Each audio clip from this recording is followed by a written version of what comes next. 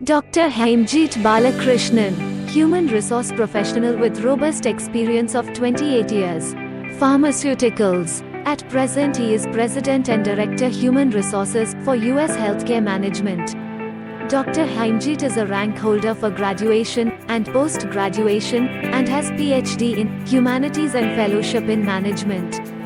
Certified NLP Practitioner, Certified BSc Professional, Champion for Six Sigma, Certified OD Professional, and a Qualified Yoga Teacher.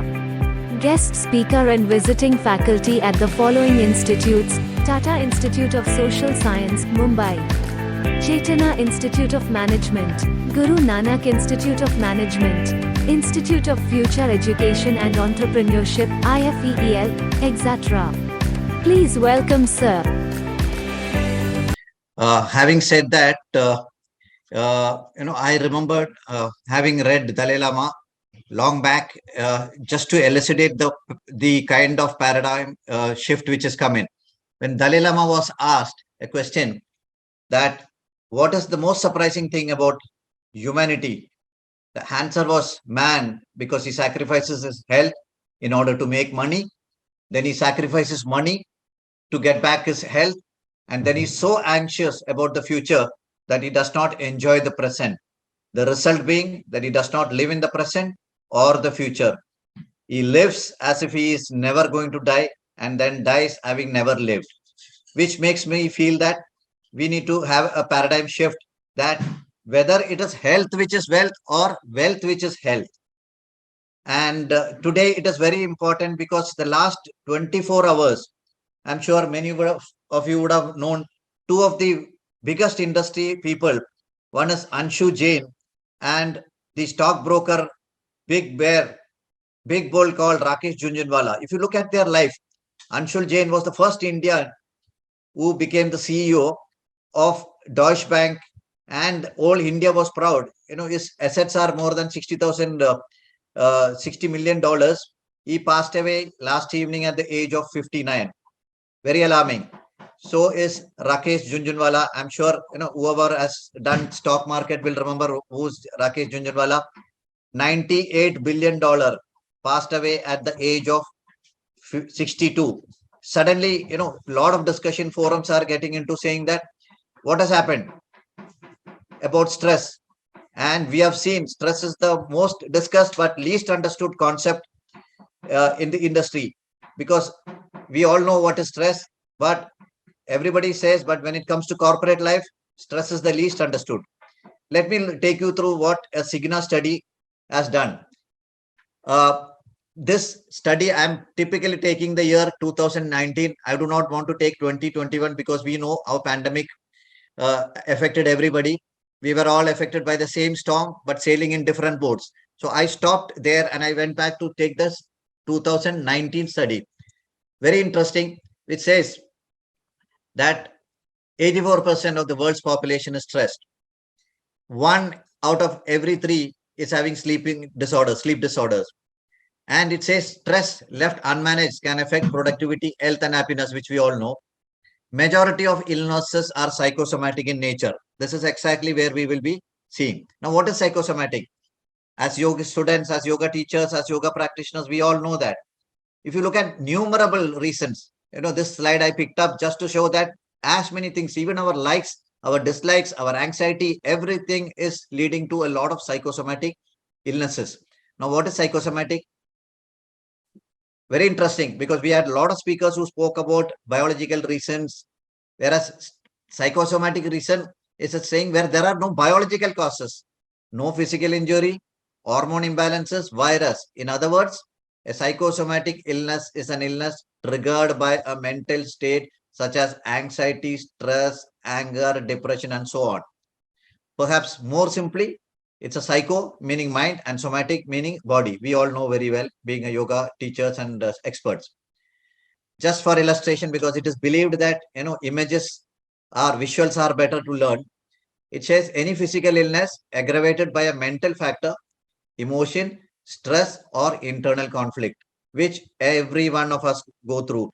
When I was discussing about this 2019, somebody said, you go back and check, it will be 96, not 84 anymore. Now, common examples of psychosomatic insomnia, we spoke, one out of three are having sleep disorders, fibromyalgia, chronic fatigue, chronic muscle tension, heart palpitation, so on and so forth. Now, very important, many of us live our lives constantly dissociated from our body, disconnected from the present moment, and living in the world of mind. What do we do? So this study on the psychometry and the psychosomatic illnesses said, it has come from the medical science saying that we either live in the past or we live in the future. We never live in the present, which takes us directly to the theme of this topic. What in the 2nd century AD, what our Patanjali Yoga Sutra said, Yoga Chitta Vritti Nirodha. The vrittis are fluctuating between what? It is exactly 2nd century BC, they said, 2nd century, they said that we live as if life is, either thinking about the past or the future. And Yoga Vashishta says, this morning we had Dr. TK nicely saying that CVN, MPU, KK, SYU. I'm sure all of you remember, right? CVN, Chittavrati Nirodha. Same way, Yoga Vashishta says in the Nirvana Kalpa that Mana Prashna Yoga Iti Upayade. Bhagavad Gita says Karma Shukaushalam, and it also says SYU. Simply saying Samattam Yoga Uchayade. Yoga Chikitsa, because the whole topic is happiness and health. Yoga Chikitsa is virtually as old as yoga itself. Indeed, the return of the mind that feels separated from the universe in which represent is the first yoga therapy. Yoga Chikitsa could be termed as a man's first attempt at unitive understanding of mind, emotion, physical distress, and is the oldest holistic concept and therapy in the world. This is a source which, a lot of work is happening at Pondicherry. So I have adapted that from there. So now let me tell you, let me take you through the whole journey, like what Natarajan said. Most of the attempts are, I like the word saying, the whole of the medical sciences are looking at from outside in approach to treat psychosomatic illnesses.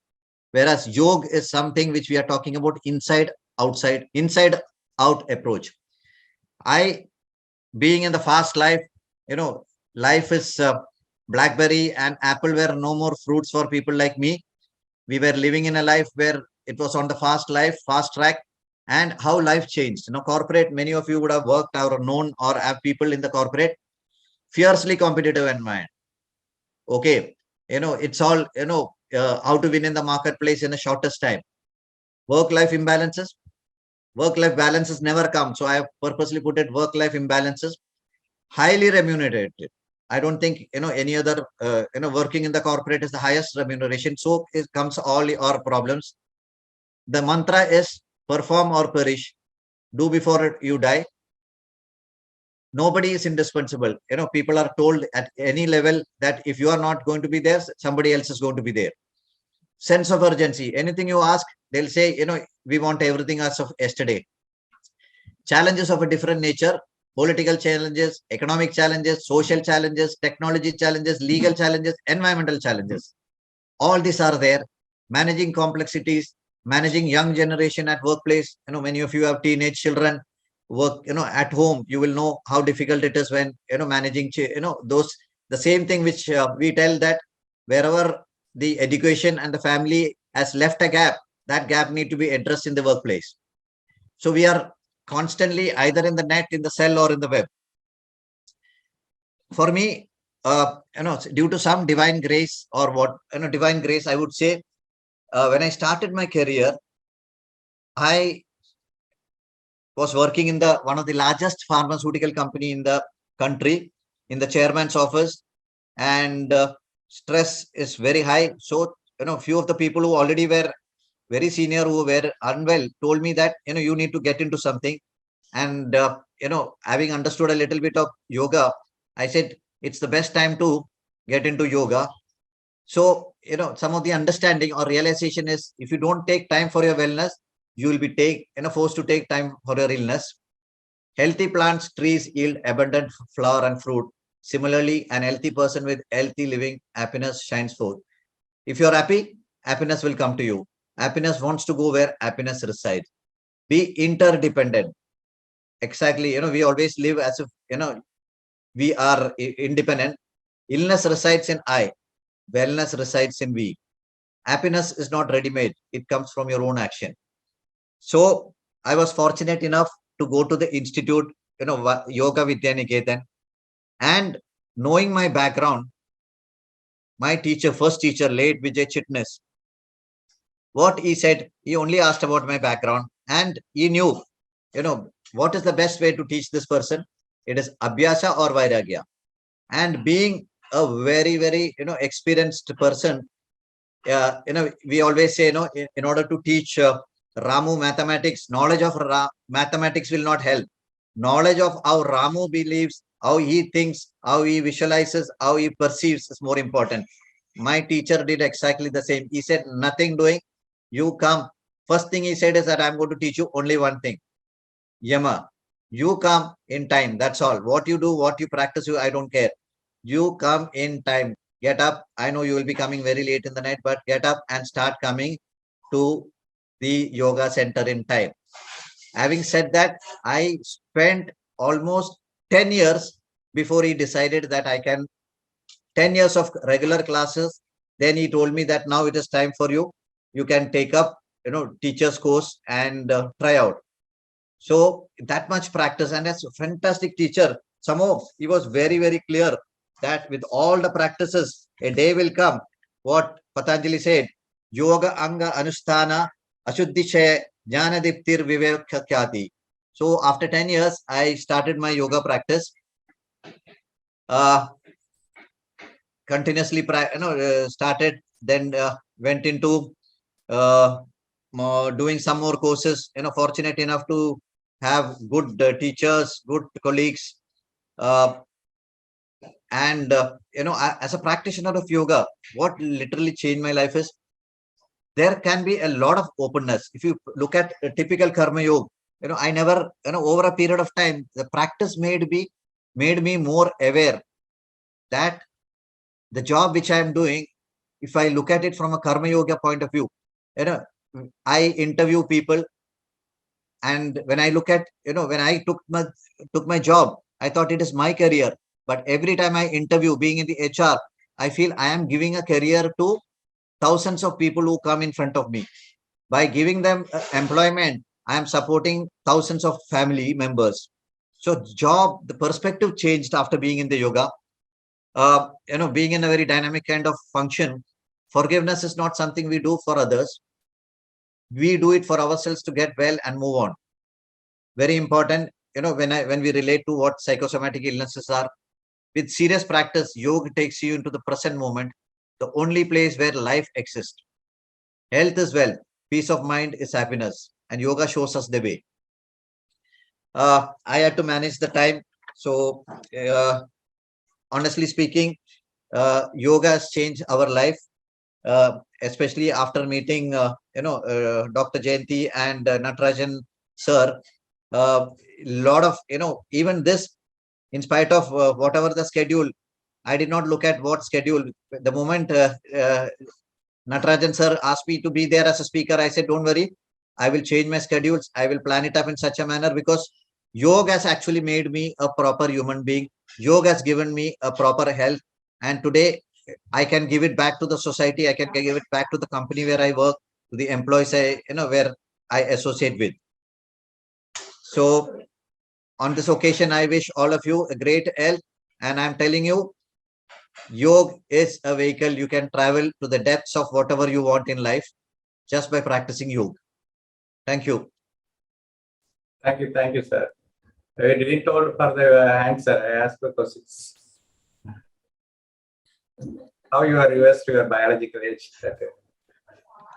Pardon me, sir? How you are reversed to your biological age? I didn't even respond. Yeah. 1 second, sir. Can you repeat? Now you look like more young at the age of 25. That's why I secret of that reversing your biological age. I would say that all God's grace and practice, come whatever, having understood all of you, I ensure that without at least, even if I have to rush, at least 20 minutes of practice before that, I don't touch my breakfast. So which I propagate to other people. If nothing is possible, even at the breakfast table, do Anulom Vilom and then touch your breakfast. So, all of it is because of being associated with all of you and being in touch with yoga. It's such a vast field. I always put yoga before me. I have never put myself in front of the yoga because it's such a vast field. The moment you put yourself in front of the function, you are gone. You will no more learn. So I always look at learning from putting myself beyond the function and say that it's such a ocean. I may have a spoon, not even a glass full of. So practice, practice and practice. That's all. Thank you. And one more thing which I wanted to relate is Vairagya became the result of Abhyasa. Because what happened over a period of time, practicing is making me feel that, no, this kind of food I should not take.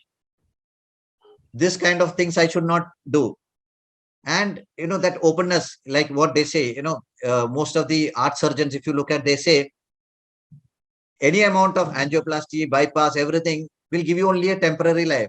But if you start living a life where you don't hate anybody, you love people with all your heart is taken care of.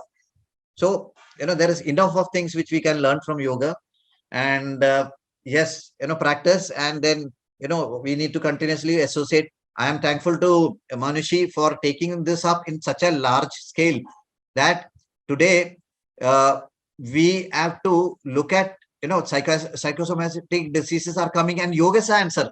Years before, now medical science has told the same thing, that mind is fluctuating between past and the future, and it is not staying, which Patanjali has said, all yoga is said. So that means we have the answer, and we need to propagate and take it to the level.